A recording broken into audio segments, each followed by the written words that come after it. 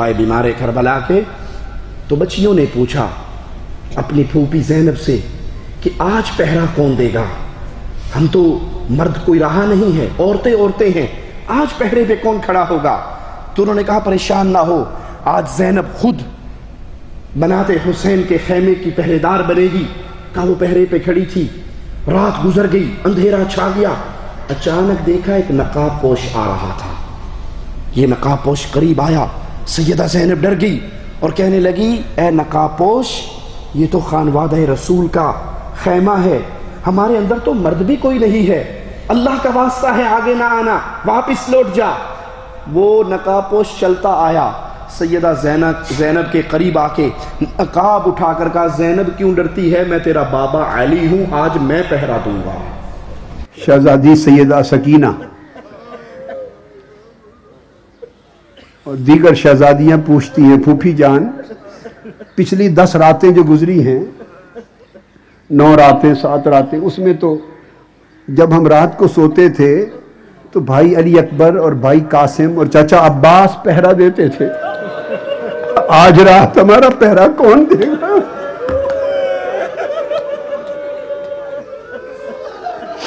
آج رات پہرا کون دے گا؟ سیدہ فرماتی ہیں کہ بیٹے آج میں خود پہرا دوں گی۔ شہزادیوں کو اونگ آ گئی، رات جاگتے جاگتے سیدہ کو بھی اونگ آ گئی، ابھی ہلکی سی نیم خوابی ہے، جاگ رہی ہیں، کچھ آنکھ بند ہے، اچانک اندھیرا ہے رات کا، اس اندھیرے میں کسی شخص کو دیکھا کہ خیمے کے قریب آ رہا ہے، پریشان ہو گئی کہ خدا خیر کرے، رات کے اندھیرے میں کون ہمارے خیمے میں آ رہا ہے؟ کوئی مرد بھی نہیں ہے آج حفاظت کرنے والا، کون ہے؟ کس ارادے سے آ رہا ہے؟ جب وہ قریب خیمے کے دروازے پر آ گئے، پردہ نقاب پوش، سیدہ بی بی زینب پوچھتی ہیں یہ بطول زہرا کی بیٹیوں کا خیمہ ہے، تاجدار کائنات رسول کی بیٹیوں کی جگہ ہے، اور پردے کا اتنا اچھا انتظام نہیں، کون ہو خدا کے لیے ہمارے اندر نہ آنا، کون ہو آنے والے؟ وہ پردہ ہٹا کے جواب دیتے ہیں بیٹا علی یہ مرتضیٰ آیا ہوں، اور آج رات آپ کا پہرا دینے آیا ہوں۔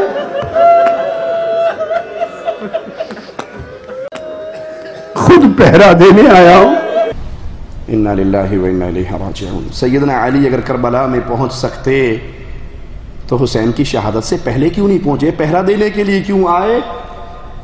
پہرا دینے کے لیے کیوں آئے؟ اپنے بیٹوں کو کوفیوں کے ظلم سے بچانے کے لیے کیوں نہیں آگئے؟ جس کو یہ یقین ہو وہ کبھی اس طرح کے اٹکل پچو نہیں لگایا کرتا، بلکہ اس کے دل کے اندر توحید کا عقیدہ رچ بس جاتا ہے، اور وہ یہ تسلیم کرتا ہے کہ اولیاء انبیاء فوت ہونے کے بعد اللہ کی جنتوں کے مہمان ہیں، نہ انہیں دنیا کی زندگی کا شعور ہے، نہ دنیا والوں کو ان کی زندگی کا شعور۔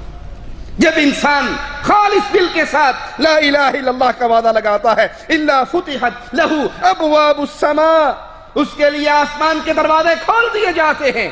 جو لا الہ الا اللہ کے اقرار کرتا ہے، اس عقیدے کو تسلیم کرتا ہے، اگر وہ کبیرہ گناہوں سے بچتا رہتا ہے تو اس کا درجہ اللہ کے دربار میں بلند ہوتا ہے۔ موسیٰ علیہ السلام کا واقعہ یاد نہیں؟ کہا تھا اللہ کوئی ورد بتا دیجئے، کوئی دعا بتا دیجئے۔ بالغ نے کہا موسیٰ علیہ السلام لا الہ الا اللہ کا لا الہ الا اللہ پڑھا کرو، کثرت سے اس کا وظیفہ کیا کرو۔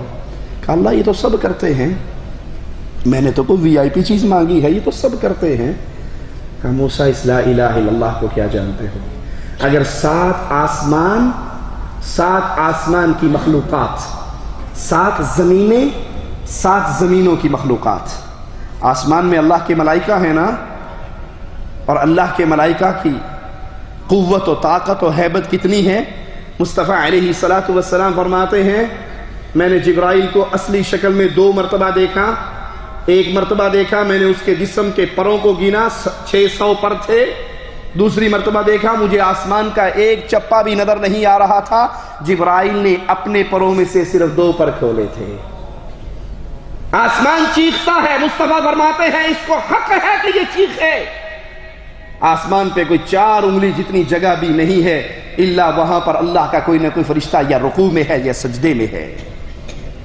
اور یہاں کیا اعلان ہے، اگر سارے آسمانوں کی مخلوقات، ساری زمینوں کی مخلوقات ایک پلڑے میں رکھ دی جائیں، لا الہ الا اللہ کو اس کے مقابل رکھ کے تولا جائے، ہر چیز ہلکی ہو جائے گی، لا الہ الا اللہ بھاری ہو جائے گا۔ شرط کیا ہے کہ اس کا علم ہو، اس کا یقین ہو، دل سے خالص ہو، ہر طرح کی شرک اور بدعت سے انسان بچ کر اس توحید کو تسلیم کرنے والا ہو، تو یہ لا الہ الا اللہ اس کو جنت میں پہنچا دے گا۔ لا الہ الا اللہ کی شہادت کا معنی اس بات کا اعتقاد رکھنا، اقرار کرنا کہ اللہ کے علاوہ عبادت کا کوئی اور مستحق نہیں ہے، پھر اس کے تقاضوں پہ عمل کرنا۔ لا الہ الا اللہ، اس کے 2 رکن یاد کر لیجئے۔ لا الہ پہلی تلوار ہے، لا الہ، اللہ کے علاوہ کوئی الہ نہیں ہے، کوئی معبود برحق نہیں ہے، کوئی سجدوں کے قابل نہیں ہے، کوئی رکوع کے قابل نہیں ہے، اللہ کے علاوہ کسی اور کو پکارا نہیں جا سکتا، کسی اور کی پوجا نہیں کی جا سکتی۔ لا الہ، تلوار چلی ہے، اللہ کے علاوہ جتنے پوجے جا رہے ہیں سب کا انکار، سب سے دستبرداری، سب کو چھوڑ دینا، سب سے الگ ہو جانا، سب سے برات کرنا کہ اللہ کے علاوہ لا الہ، اس دھرتی پہ کوئی نہیں، نہ آسمانوں میں، نہ زمینوں میں، نہ فضاؤں میں، نہ سمندروں میں، نہ ہواؤں میں کوئی الہ نہیں ہے۔ الہ برحق لا الہ موجود نہیں ہے الا اللہ، یہ دوسرا رکن ہے۔ پہلے سب کا انکار، پھر اللہ کی وحدانیت کا اقرار۔ جو لوگ کہتے ہیں جلا جتھے لگا ٹھیک لگا، کسی نے کچھ نہیں کہنا چاہیے، سنا ہے یا نہیں سنا، انہیں اپنی قبر جانا، میں اپنی قبر جانا، میں کوئی ٹھیکیدار، کسی کو کچھ نہ کہو، اپنے مذہب کو نہ چھوڑو، خیر کے مذہب کو نہ چھیڑو، جو جہاں لگا ٹھیک لگا ہے۔ آپ کے گھر میں چوری ہوتی ہے، پولیس میں جا کے ایف آئی آر کٹواتے ہو یا نہیں کٹواتے؟ جی کٹواتے ہو، کیوں؟ جو جہاں لگا ہے ٹھیک لگا ہے، چور نے روٹی نہیں کھانی۔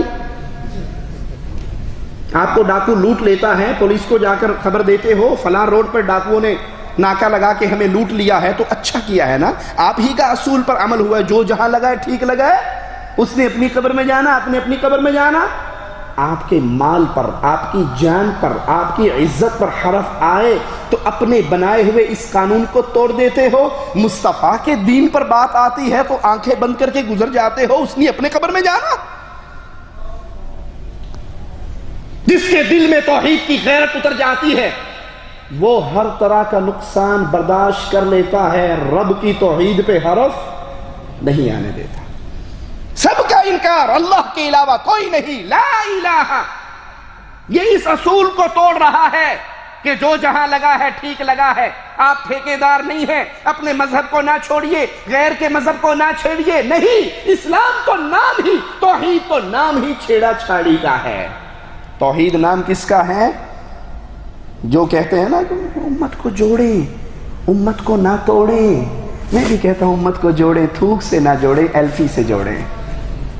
تم شرک پہ باقی رہ کے جب امت کا جوڑ کرواؤ گے، یہ تھوک سے امت جڑے گی جو 5 منٹ میں ٹوٹ جائے گی، اور ہم جب شرک سے توبہ کروا کے رب کی توحید پہ امت کو جوڑیں گے تو یہ امت ایسے جڑے گی کہ سعد نے عبد الرحمن سے کہا میرا باغ ہے، آدھا آدھا کر لو، جو حصہ تمہیں پسند آئے وہ تم لے لو، جو تم چھوڑو گے وہ میں لے لوں گا، میری 2 بیوییں ہیں، تم دیکھ لو، جو تمہیں اچھی لگے میں اس کو طلاق دیتا ہوں، عدت گزار کے تم اس سے نکاح کر لینا۔ یہ امت جڑی ہے، توحید کی بنیاد پہ جڑی ہے، امت میں جوڑ ہوا ہے۔ بیٹے نے کہا بابا 3 دفعہ تلوار اٹھی تھی، نیچے آپ کا چہرہ نظر آیا تھا، بابا کے مکھڑے کو دیکھ کے تلوار کو روک لیا تھا۔ صدیق اکبر نے کہا تھا بیٹا خوش نصیب ہے، تیری تلوار کے نیچے میری گردن تو 3 دفعہ آئی، باپ سمجھ کے تو نے بھلا دیا۔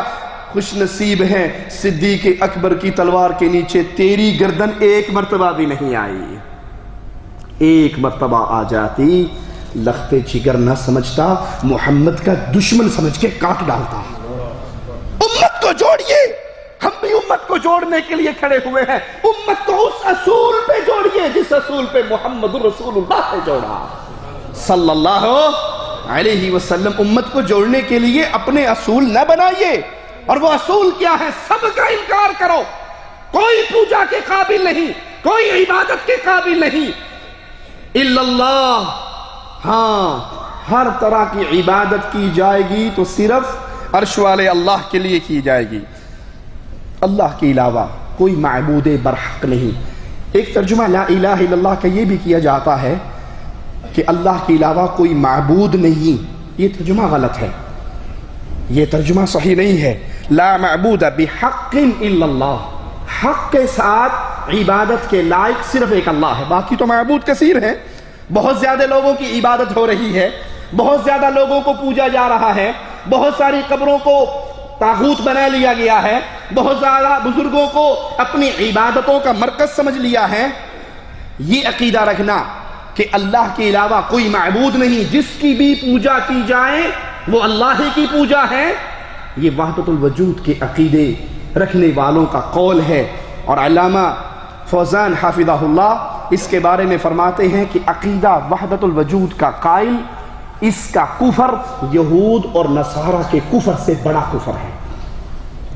یہود و نصارہ کا کفر چھوٹا ہے, اور عقیدہ وحدت الوجود کے ہر چیز ہی اللہ ہے, جس کو بھی پوج لے. قوالوں کی قوالیاں آپ نے سنی ہوگی, وہ مندر کی بات بھی کرتے ہیں, مسجد کی بات بھی کرتے ہیں, رام کی بات بھی کرتے ہیں, رحیم کی بات بھی کرتے ہیں, کیونکہ ان کے نزدیک دونوں پارٹیاں ٹھیک ہیں. رام والی بھی ٹھیک ہے, رحیم والی بھی ٹھیک ہے, مسجد والی بھی ٹھیک ہے, مندر والی بھی ٹھیک ہے. یہ عقیدہ کہ ہر پوجا جانے والا نعوذ باللہ وہ الہی کی مختلف شکلیں ہیں, یہ کفر کا عقیدہ ہے. اس کلمہ کی کئی باطل تفسیریں ہیں. پہلی یہ کہ اللہ کے علاوہ کوئی معبود نہیں, یہ معنی باطل ہے. اللہ کے علاوہ بہت سارے معبود ہیں, لیکن معبود برحق کوئی نہیں ہے سوائے اللہ کے. بعض لوگ اس کا ترجمہ یہ کرتے ہیں کہ اللہ کے علاوہ کوئی خالق نہیں. یہ اس کے معنی میں سے ایک معنی ہے, ایک جز ہے, یہ کل نہیں ہے. اور یہ توحید ربوبیت ہے جس کا اقرار ابو جہل کی جماعت نے کیا, لیکن پھر بھی کافر و مشرک رہے. کچھ لوگ اس کا ترجمہ یہ کرتے ہیں اس کی تفسیر میں کہ اللہ کے علاوہ کوئی حاکم نہیں, حاکمیت اعلیٰ صرف اللہ کے لیے ہے. یہ کل نہیں ہے, اس میں سے ایک جز ہے. اگر اس کو صحیح تفسیر اس کی ماننی ہے وہ یہ کہ اللہ کے علاوہ کوئی معبود برحق نہیں ہے. محمد الرسول اللہ صلی اللہ علیہ وسلم, اس کی گواہی, اس کی شہادت کا معنی یہ ہے کہ ظاہری اور باطنی طور پہ یہ اعتراف کیا جائے کہ محمد صلی اللہ علیہ وسلم اللہ کے بندے ہیں. یہاں بھی دو رکن ہیں, وہاں بھی دو تھے نا, لا الہ ایک, الا اللہ دو, اور یہاں بھی دو ہیں. کیا؟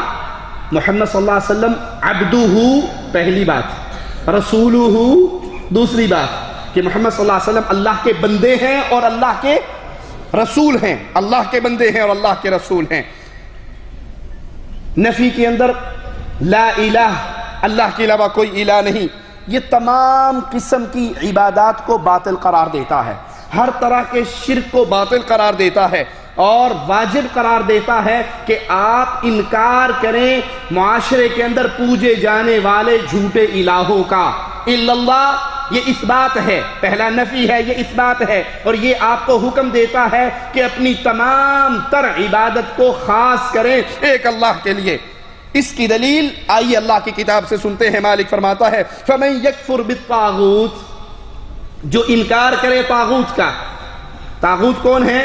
جو اپنی عبادت کروائے اور اپنی عبادت کیے جانے پہ راضی ہو جائے. کیا کروائے؟ اپنی عبادت کروائے اور راضی ہو. اس کی عملی صورت دیکھنی ہو تو طاہر القادری صاحب کی وہ ویڈیو دیکھ لو. قادری صاحب بیٹھے ہیں, لوگ ان کو سجدہ کرتے ہیں, اور وہ سجدہ کرنے والے کو بجائے منع کرنے کے ان کی کمر پہ ہاتھ پھیرتے ہیں, پتر چنگے کام لگ گئے, لگا رہو. خوش ہوتے ہیں, تھپکی دیتے ہیں, شاباش. اس کی ٹوپی گرتی ہے اسے بھی سیدھی کرتے ہیں.